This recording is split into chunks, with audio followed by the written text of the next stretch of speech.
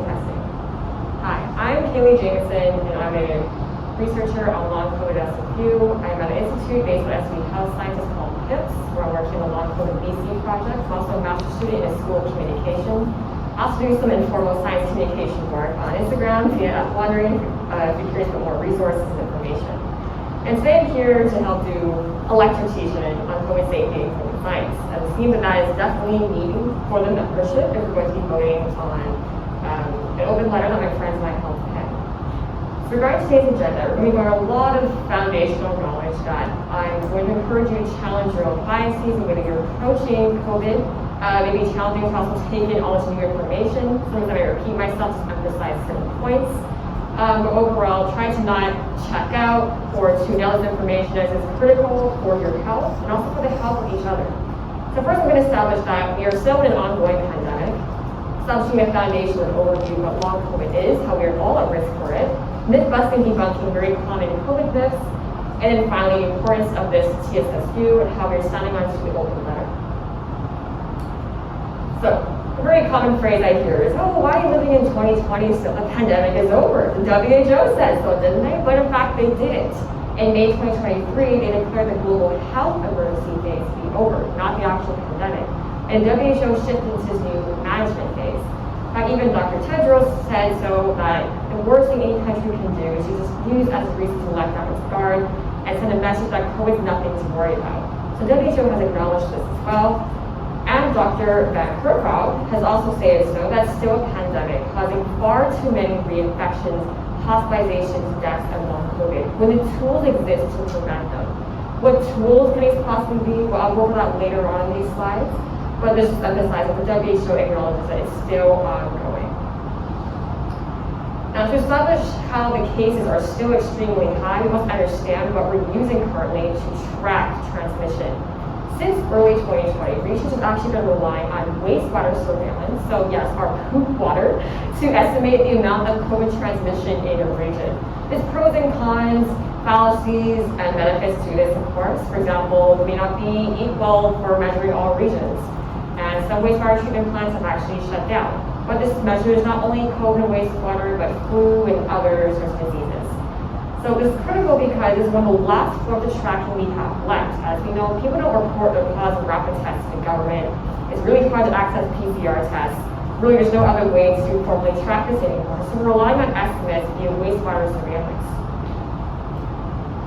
So another important foundational fact to the cross is, way back in 2021, Dr. Fauci had said the U.S. should loosen its coronavirus restrictions until the daily new cases fall below 10,000. So keep that in mind. 10,000 a day, then maybe we're in an okay place for COVID. Do you know where we're at currently? 1 million daily new cases in the States. Is this acceptable? Why are we accepting this? And yet we've gone back to this whole lackadaisical 2019, quote unquote, back to normal. I mentioned the wastewater surveillance. So as you've been seeing throughout the last 4 years, the pandemic has been raging and has gone through peaks and valleys, but still been extremely high, even higher than those early years back when we were under quote-unquote lockdown and people were still masking and people still cared and public health did something. But as you can see, even in 2023, when there was no masking required, and even earlier this year, we saw the second highest levels of the last 4 years just in this past January, over 2 million infections a day. This was in the States, to be clear. And even this past summer, the surge we saw had an estimated 1.3 million cases a day in the summer. The point I want to drive home here is that COVID is not a seasonal virus. It peaks throughout the year, whether it be fall, winter, spring, or summer. And in the summer, when it peaked at 1.3 million cases a day, this is before we were even back to school. So this is very concerning. We are heading into a new school year with this. And currently in the fall, this is from earlier in the month, the US was seeing 870,000 new infections a day, with 1 in every 30 people infected. You're like, okay, that's all great, that's US data, where's Canada? Well, in Canada we have COVID-19resource.ca. It is led by Dr. Tara Moriarty and her team at UFT. And she does a very rigorous Cisco analysis with wastewater data. And this is the latest drop just from yesterday, actually. In BC, this oncoming week, about 1 every 24 people will be infected. We're seeing this very severe countrywide, all the provinces and territories.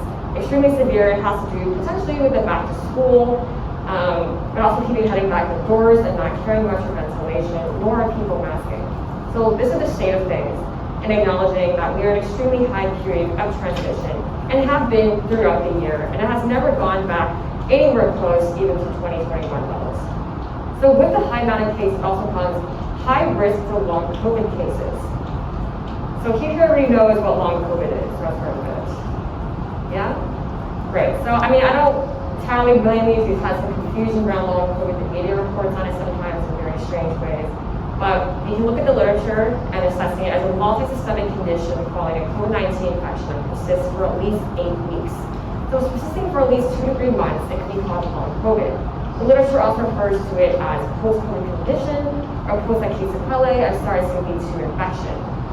Long COVID patients refer to themselves as long haulers. Me see me refer to myself as that, or fellow long haulers too. There's over 200 associated symptoms. I know it sounds like it's a lot, but truly, because long COVID impacts almost every single organ system in the body, it is extremely systemic. So BCPHSA has a little visual here, the types of symptoms they experience with long COVID. I've experienced almost all of these, except for the coughing. And the point to also drive home is that these symptoms can be different from the ones you're experiencing in your acute infection. These new symptoms can occur even months, even a year later. Like I have new symptoms now where I can't feel certain parts of my legs. That's a new thing for me. I still have the typical things like chest pain, nausea, headaches, tinnitus, breathing issues, high heart rate, etc. But I'm still developing new symptoms even to this day. And that brings me to my own story where I do have long COVID myself. It's been over 32 months. I've been infected only once to my knowledge. It was during the Christmas 2021 peak when almost everybody got infected with Omicron. And I really pushed myself during my recovery because I was entering the January semester to be a TA in person for the first time. And I was really excited to be a TA, but I had 2 jobs and I was really pushing myself physically and constantly crashing. There'd be periods where I had to lie on the floor, I absolutely could not move. I had to get people to move me onto the couch or into my bed. And I was forced to leave my in-person job due to my symptoms in June of 2022. What followed was 2 years of going on and off medical leave for my master's program, and it got so bad I thought I'd have to even drop out of the program and not even be here today in front of you. So I worked a mixture of hybrid jobs and remote work. It was really difficult, especially financially for myself. And I've had improvement this past summer, but I'm still not 100% recovered. As I've mentioned, I still get those symptoms. Like earlier today, I had chest pain, still have breathing issues and a higher heart rate. Tinnitus is on and off, and now I have numbness in parts of my legs, which is very concerning. But I'm saying this because I was previously healthy, vaccinated, young person, somewhat fit, you know, and this still happened to me after one infection. And this can actually happen to any of you. I used to be you can be me at any time if you get infected. Vaccination can slightly reduce risk. It's being contested currently in the literature whether or not vaccination actually can reduce long COVID risk percentage. Currently up for debate, but regardless, anyone can still develop long COVID even after the most quote-unquote mild or asymptomatic infections. And this risk will compound from every reinfection. So you're putting yourself through Russian roulette every single time that you're getting infected. You're playing and rolling that dice with yourself. And this was actually found in a recent Statistics Canada survey from last year. They accidentally found that the more infections you get, the more likely you are to develop long COVID. So in short, 1 infection is better than 2 infections is better than 3. You want to increase the amount of times you're infected total. That same Statistics Canada survey also found 1 in 9 Canadians have already experienced long COVID. And a recent review by the top leading researchers in long COVID right now found 400 million people worldwide have long COVID. These estimates may actually be undercounts. You'll be wondering, okay, that's a lot of people, but I don't know anybody with long COVID, or I know you, Kaylee. Well, it's a critical issue that people don't know what long COVID is still, and neither do their doctors. So the doctors are able to inform people that these new symptoms you have of fatigue and tiredness or anxiety, it may just all be in your head, or maybe it's because you're obese, or etc. In the research I'm doing in PIPS right now, the entries I've done with long haulers and their caregivers, we found that medical gaslighting is actually quite prevalent. So that's a critical issue that there's a lack of awareness from a top-down perspective here that most people don't know long COVID is a thing or that it exists. You might attribute the new symptoms or brain fog or limited capacities to this condition. Dr. Tedros of WHO has also declared that estimated 1 in 10 infection results in long COVID. He knows infections because he's acknowledging that the more infections that you're getting, the more likely you are to get long COVID. So you really want to avoid getting reinfected. Here are some of the syndromes that are very common with long COVID, such as POTS, fusiform dysautonomia, NCAS, increased risk of diabetes, ME/CFS, depression, anxiety, and other things like cardiovascular events, myocarditis, reproductive issues, inflammation, immune dysregulation, and more. And there is substantial literature to back up all of these. It's been well established. Long COVID can happen to anybody. Can you recognize some of these names here? Just local soccer star Alfonso Davies, Jonathan Taves of Blackhawks, famous actors and actresses. Even Queen Elizabeth had long COVID, and that wasn't really talked about much before her passing. When it comes to risk, though, unfortunately, there is a ratio of it being higher in women due to her hyperimmune response. I'm reading the literature on this and immunology for that. But BIPOC and the queer community, due to systemic factors, are at higher risk for reinfections. And transgender people actually experience the highest rates of long COVID. This is found by a recent US Census Bureau survey. And long COVID occurs in children. We must not neglect that fact. There's also a lack of pediatric care for long COVID. These symptoms can be harder to detect, and children may just not perform the same in school, they can't play the same, either eating less, they don't want to go to school. But a recent study found over 6 million people in the US, 6 million children in the US already have long COVID. That's just the US alone. And we're subjecting our children to getting reinfected over and over. All of this just to say that anyone is at risk for long COVID. Regardless if you weren't hospitalized, if your case was quote-unquote mild, if you didn't have any symptoms, if you're an athlete, if you're a professional Olympian, if you're an adult or a child, regardless of your previous health condition. So it is a myth to say that only the vaccinated get it. That is not true. Another common myth is, oh, most people recover from long COVID, don't they? But that same Statistics Canada survey found that the majority of Canadian long haulers have experienced it for over 6 months. 42% for 1 year or more. If you get long COVID, do you have a financial plan for what you will do if you can't work for 6 months or even over a year? Are you prepared to have somebody take care of you? Do you have these plans in place? Over 100,000 Canadian long haulers as of June 2023 could not return to work or to school. And I must emphasize again, there are no approved treatments or cures for long COVID. Some of my students have come to me thinking like, oh, like there is like a treatment and cure you can take, right? But there isn't. The healthcare system does not have anything equipped like that for long haulers, and 100% recovery is rare. It's been almost 3 years for me, and I'm not anywhere close to 100% recovered. I don't know if I can even run again or exercise properly the same way. And it's important to know that you cannot exercise through long COVID. It can make your condition worse and permanently set back your recovery. So it's also problematic when doctors tell the patients to exercise through it, either just deconditioned, put themselves through physical rehab, etc. No, the literature has found that we cannot do that.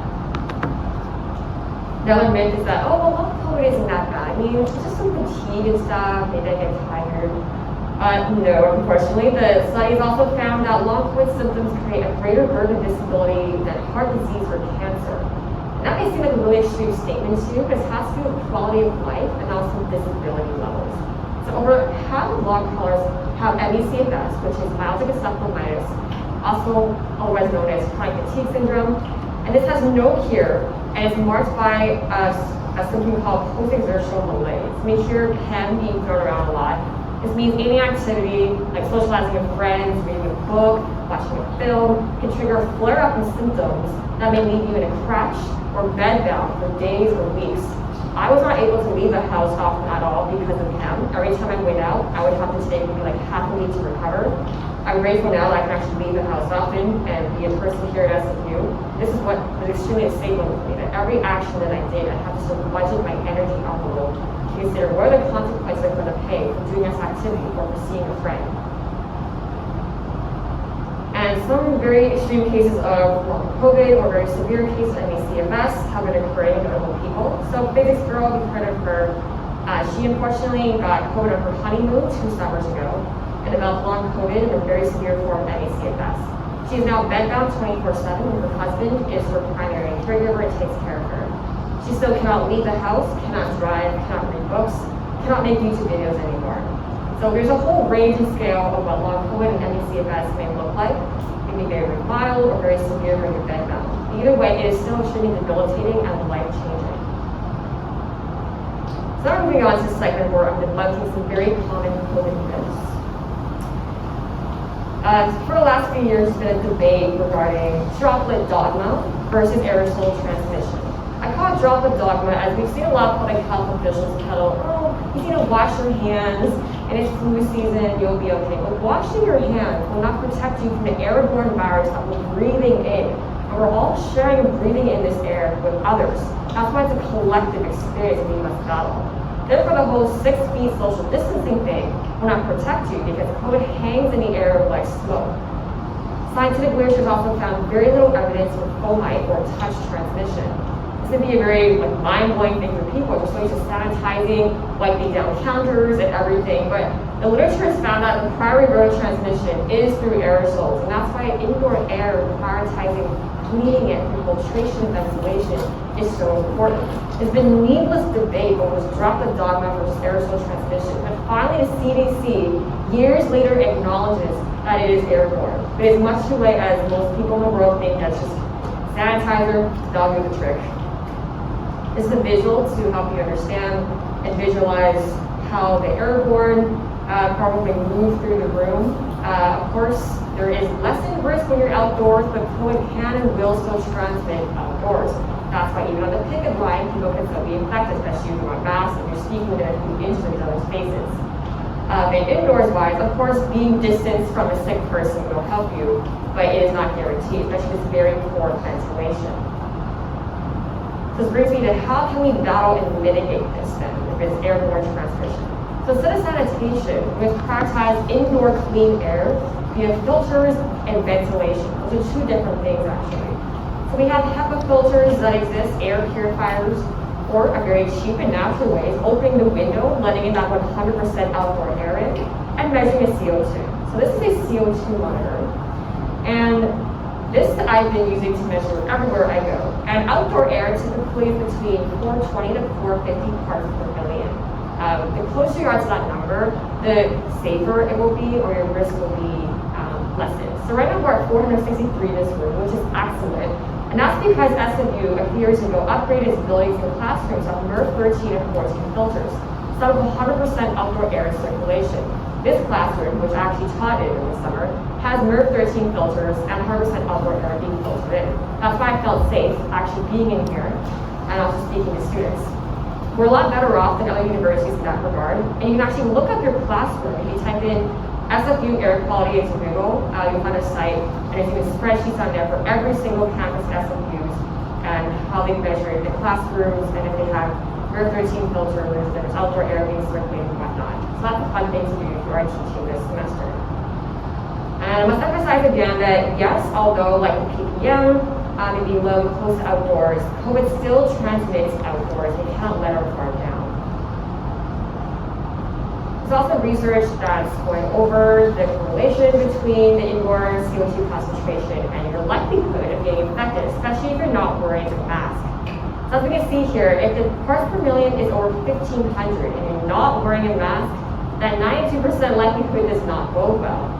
But if you're wearing a fitted respirator, such as an N95, then that risk increases dramatically to 3%. So even COVID aside, if it's around 1,500 ppm indoors, your concentration will be reduced. People can have drowsiness or just cognitive issues with focusing. So even just being a student or researcher, you're going to want better ventilation, even respiratory virus aside. But high CO2 can impact the viral decay rate or the half-life of COVID, allowing it to stay present longer in the room and active, and therefore likelier to transmit or be infectious. So many reasons why we should prioritize filtration and ventilation in our indoor spaces. This kind of brings me to the next segment, which is on masks. I hear this all the time, oh, masks don't work, what's the point? But even when you're looking at studies that may conclude that, you must assess your methodology, especially as researchers, we should be critical of this. So what type of mask are you wearing? Is it a cloth mask? Is it baggy surgical with like gaps in it? Are you wearing it properly and consistently? Is your nose hanging out? Is there just like a big gap at your top? Does it even fit you well? Are you masking in public transit? But then are you eating indoors in restaurants? Which is completely counterintuitive and defeats the purpose. There has to be consistency within that. It's not just hard to study. We're looking at so many variables in the population and how they're living. But just remember that surgical masks are not as effective as K95 respirators, and the best are N95s or head strap respirators. There needs to be no gaps and a tight seal to your face. The best kind of mask is the one that fits you properly. And both center-meta reviews have found time and time again that respirator wearing works, especially their N95s. So this should not be argued or contested anymore.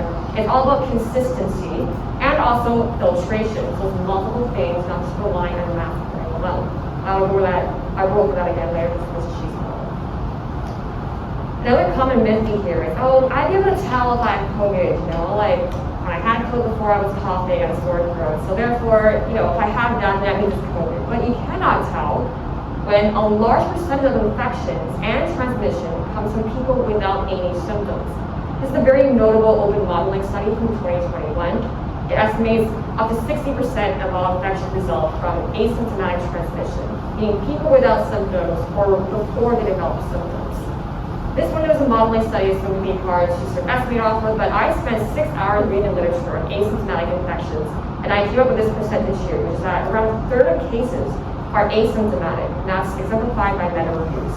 Therefore, there are people without any symptoms going out and about society, public transit, grocery stores, classrooms, who have no idea that they're spreading the virus, potentially disabling people, or contributing to death sadly. Therefore, the whole 5-day isolation policy has no scientific basis. Do you know where that came from? It's from Delta Airlines asking the CDC to reduce its quarantine policy so they can get their employees back to work faster. This is a political economic decision that speaks to the political economy of COVID. The actual science suggests that most people are infectious for around 10 days. Therefore, the presence of symptoms does not correlate with the infectiousness. We must always keep that in mind, and that's why we ask, because we don't know if we are sick.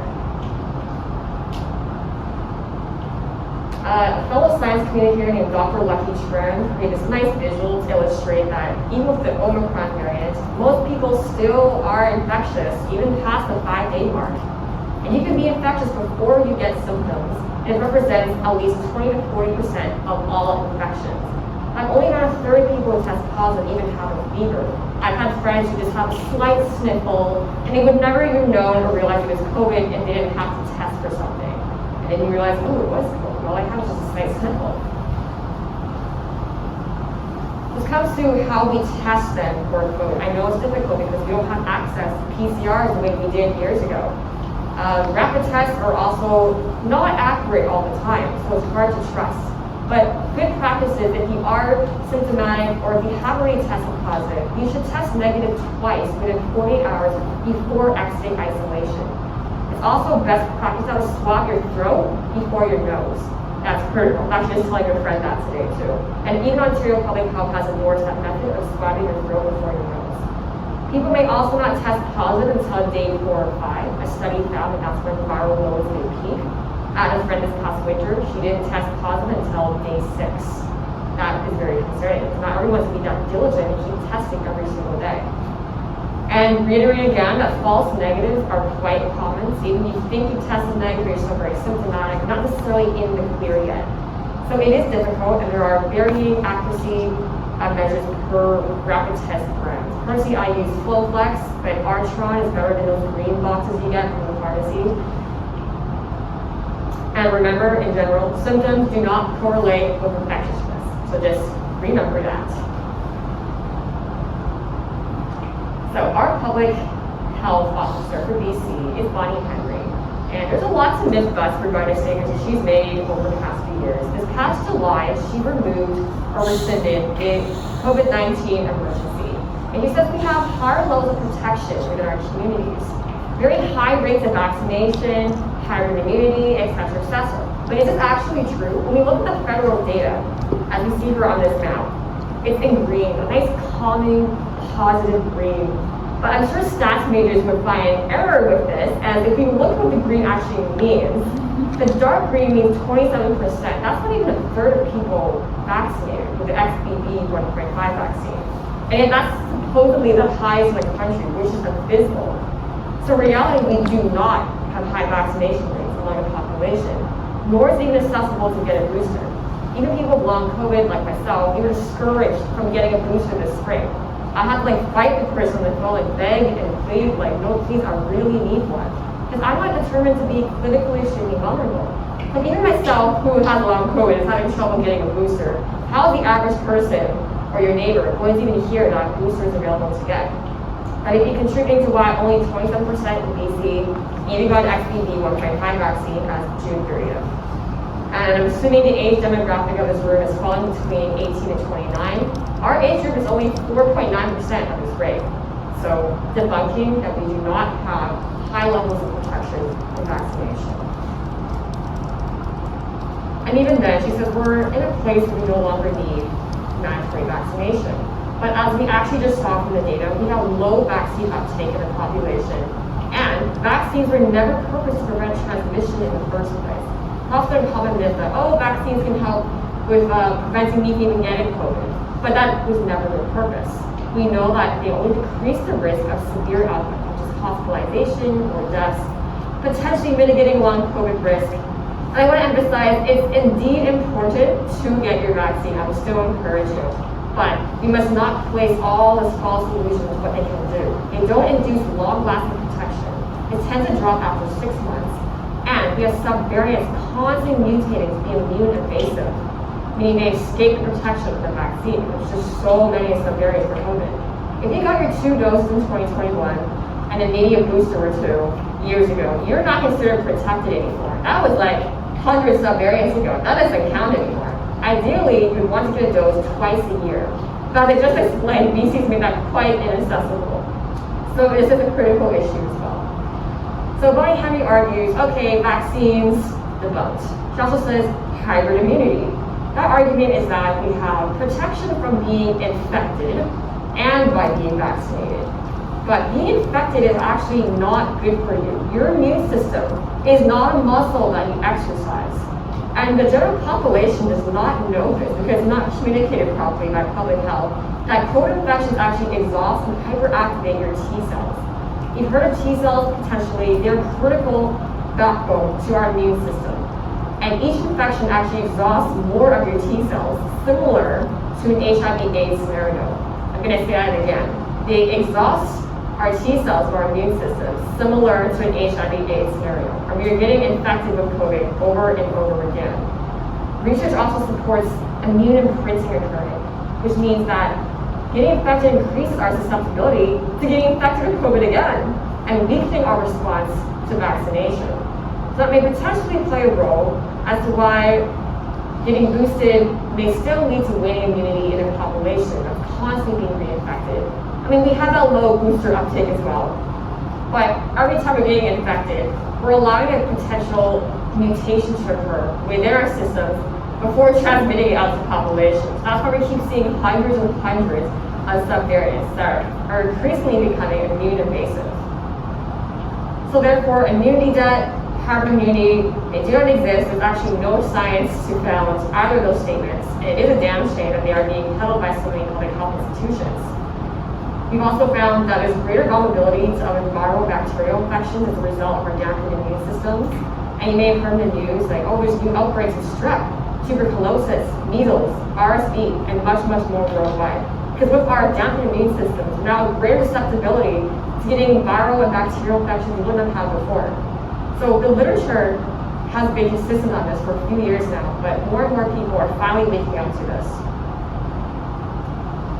I hear this statement all the time from acquaintances. I had COVID a few times, I'm fine. It's just like the flu. But there's no such thing as a mild case of COVID because you cannot feel what it is doing to you. You don't have nerve endings in your blood cells. You cannot sense your internal organ damage or immune system impacts, I just explained. And plus, it discounts how your risk of long COVID after infection will keep increasing every time you get reinfected. Sure, you may not get long COVID on your first or second time, whether people have been reporting long COVID on their 6th infection or their 7th infection. How many times will you get infected until you finally get long COVID? That's why this is described as a massive scaling event. And these symptom conditions can appear months after infection due to viral persistence in your brain, gut, or tissue. And there's so much literature to establish that. This is why even I'm still getting new weird symptoms even years later of my long COVID.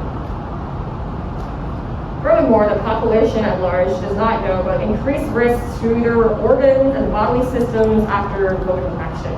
This includes cardiovascular disorders, stroke, heart attacks, diabetes, blood clots, and inflammation. A common cold does not do this to your system. It is not an invade your body through the H2 receptors. As academics and researchers, we need our brain. Like, we rely on our brain for data analysis, reading literature reviews, writing, teaching. But COVID infections can induce brain damage, loss of neurons infusing of them, persistent cognitive defects, memory loss and focus and concentration issues, and even accelerate Alzheimer's and dementia risk. These risks are pronounced even in quote-unquote mild cases and in young, athletic, healthy people with no pre-existing conditions, people like myself. So this slide is extremely important as the general population doesn't know that this can happen to organ systems, that COVID can impact almost every single organ in the body. Even the WHO has acknowledged this, that with almost everybody in the world being infected at least once, you only have to increase that risk just by a little bit of dementia, of cardiovascular and neurological disorders. And then our healthcare system is in huge trouble to deal with the burden of all these people suddenly dealing with newfound health issues and disability. And the healthcare system is not ready for this whatsoever, and I'm already seeing that in how they're treating long haulers in DC. I'm just going to briefly touch on my master's thesis research. When I came back to school this year in January, I completely changed my topic. This is something I'm more passionate about, which clearly is long COVID. I'm exploring how Canadian newspapers and BC public health statements have worked in conjunction, and this discursive construction of a back to normal that others those of society deems as vulnerable. But who is deemed as vulnerable? What populations do these narratives serve and harm? Who gets to live versus be subjected to mortal harms? So hence we're exploring biopolitics and necropolitics of this, how there's quote-unquote immunity, and how it impacts long haulers most of all. And it's how policy and communication impacts when public health statements and the media are working in conjunction to foster such narratives. Can anyone guess what happened in 2022 and 2023 that caused this large jump of long COVID cases? The mask mandate dropped in BC in spring of 2022. And then that's when a lot of public health just kind of put their hands up and push a more individualized approach to the pandemic, which is, oh, hand washing, staying home while sick. As I've just debunked all the actual science, those are not effective measures for mitigating COVID spread in the population. And now this will keep growing year after year.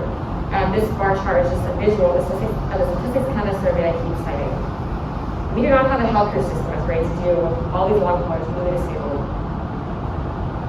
So a key point here is that the nature of the dangers that this virus poses to us has never changed. Only the government's response and messaging has in the last few years. And as academics and researchers, we value peer-reviewed science so much, so why can't we adapt to what the science is actually saying?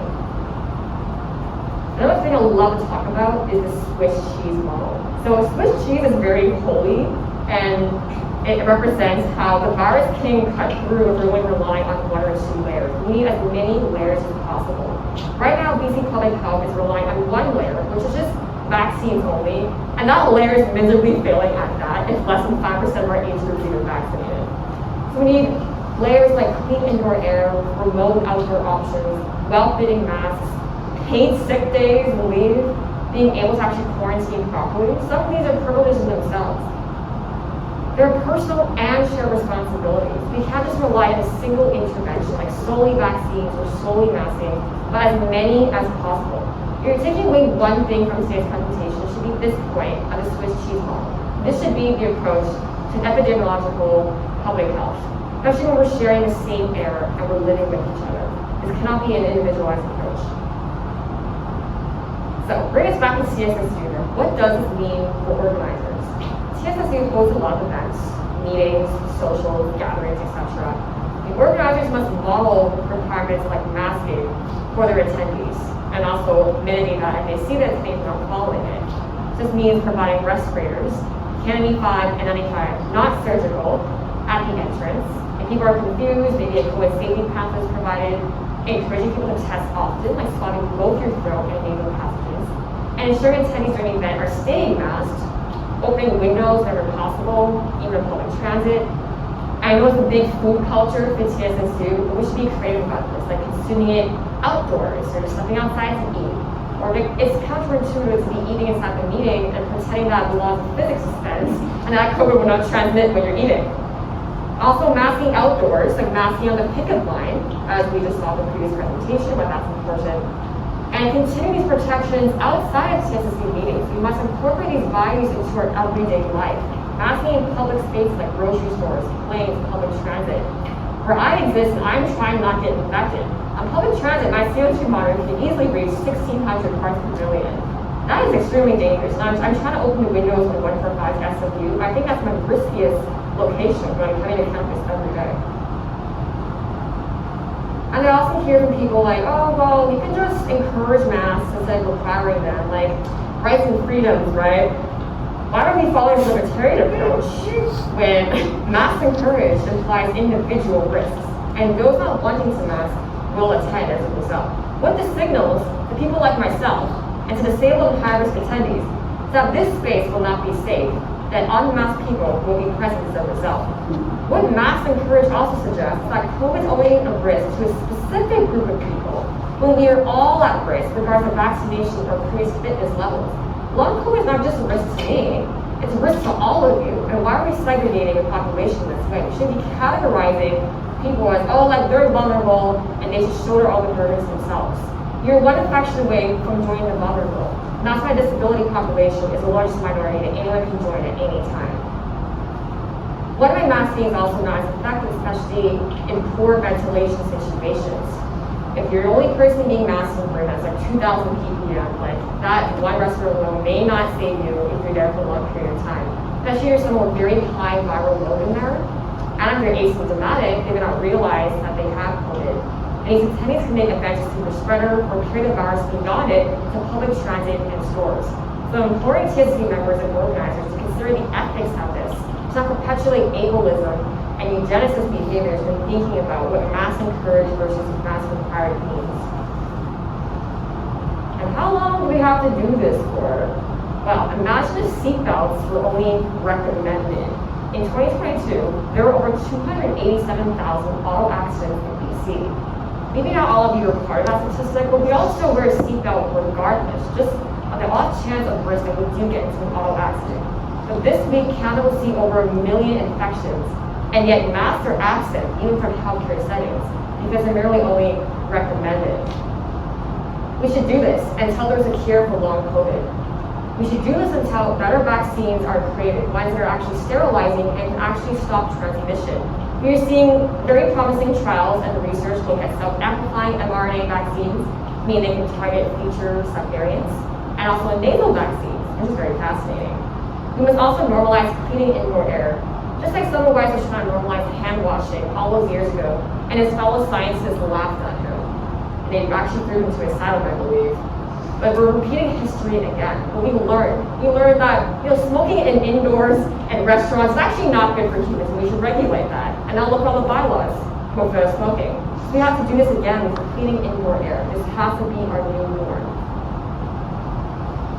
And finally, COVID is a labor issue. Unions recognize that workers are not disposable. We don't have to accept the thousands of ongoing deaths and disabilities of this ongoing pandemic. We can resist this. We can choose to resist and protect ourselves. When a state will not protect us, we protect each other. As mentioned, as of June 2023, over 100,000 Canadians with long COVID could not return to work or school. And in our workplace, especially working in classrooms as TAs, classrooms are very high-risk transmission settings. This past summer, I had students every single week getting COVID, some even getting hospitalized. And I was able to mitigate this for myself because I kept the windows open, I was always masked. But it's extremely high risk if you yourself are not masking, and you're exposing yourself in the workplace. It's not worth your life and your bodily health to work through your symptoms or to reinfect repeatedly on the job. You only have one body and you must take care of it. And as we know, low-wage workers are at the highest risk of exposure and often cannot afford personal protective equipment. TSSU can provide respirators for you, and there's also a resource at the end of my slides where you can get free masks from locally. I provide my Mask for East band. So it is available, it is free to access. You just have to look for it. Here's an excellent quote from a guest on Death Panel podcast. Every chain of transmission that's broken is valuable. Every person doesn't get sick, doesn't lose a week of work, doesn't become disabled or die. From the minorest inconveniences to the greatest of losses, every single one of those things is valuable. So that kind of brings me to the end of the educational setting here. And the main point, again, of why we're doing this teaching is that my friends and I penned an open letter on intersections of Palestinian liberation and disability justice, why everything is interlinked. So if you haven't already, you can check out the open letter there and read it for yourself. And we will be voting on endorsing this letter on Wednesday at GM. If you find it supportive or helpful, please come to GM this Wednesday and captions will help us. Because in our list of demands at the end of the letter, we do ask for masking at meetings and indoor settings. So it's going to be a big deal for TSSU. And hence why I established this foundations of scientific literature and summarize why this matters for us.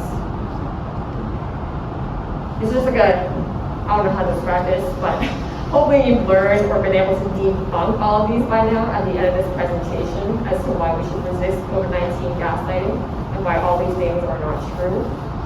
And hopefully you've been able to come away after learning objectives, recognizing that the pandemic never ended, that anyone can get long COVID, but vaccines can and cannot do, how COVID transmits airborne, and the Swiss cheese model, my favorite, and why COVID is a labor issue.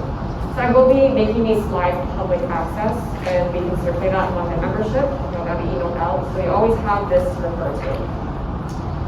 And here I have, as promised, the mask blocks listed, so where you can get masks for free, or even World Air Purifiers for your local event through Cleaner 604. Other websites I like to get masks from. And also essential resources, summarizing the research for access wastewater surveillance data, and long COVID resources as well. Also like the 6 times for long COVID news site, and zero harm disease for advocacy. And as the excellent academic that I am, I refer to peer-reviewed sources. And I have several slides of this, just to prove that I'm not just pulling all information out of thin air. I've done my due diligence and reading the literature and trying to communicate as best as I can. Anyway, thank you for listening. That concludes this segment of the lecture.